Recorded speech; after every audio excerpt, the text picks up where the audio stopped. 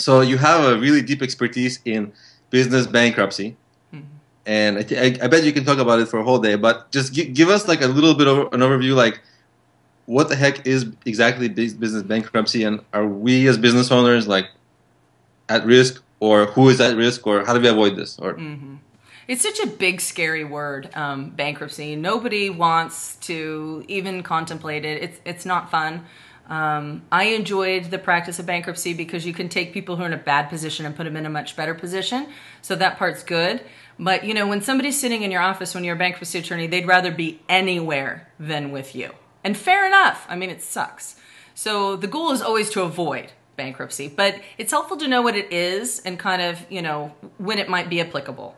So bankruptcy is really it's the federal government saying you get to get out of jail free. So something has happened and it's gotten to the point where it's kind of out of control. There's too much debt, there's not enough income, and you need a fresh start.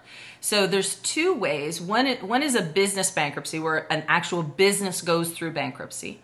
Those are Chapter 11s. That's like when United Airlines and you hear about all these big companies file bankruptcy. Those are Chapter 11s.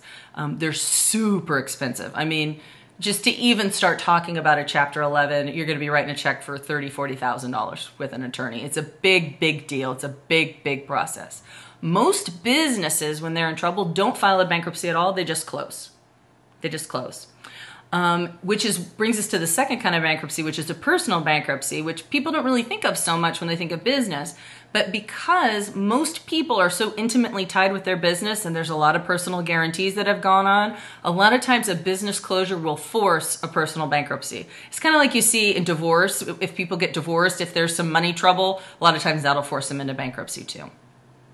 Because what you really need is you need then a personal fresh start, because if the creditors can't collect from your business now because your business doesn't exist anymore, they're going to start looking at you.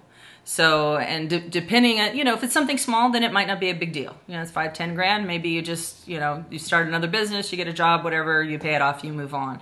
But a lot of times it's like a commercial lease. So let's say you had a retail location, that could be a couple $100,000. You know, if you had a right. 5-year lease on a commercial location at $5,000 a month, that's going to be a big deal. If you owe back taxes, if you owe any employees money, if you have a line of credit, you know, all that stuff will force you personally into a bankruptcy. That's why financial savvy is so important, because people start businesses and they're just doing anything they can to get the business started. So they're just pulling money from anywhere and they're signing anything. And then when something happens, it just takes down everything. So it's pretty brutal. Generally what happens is the business will fold and the business owner, I mean, we have to look at how we're getting you out of this. So are we filing bankruptcy? Are we going to do some debt negotiation? What are we going to do to let you move on, really?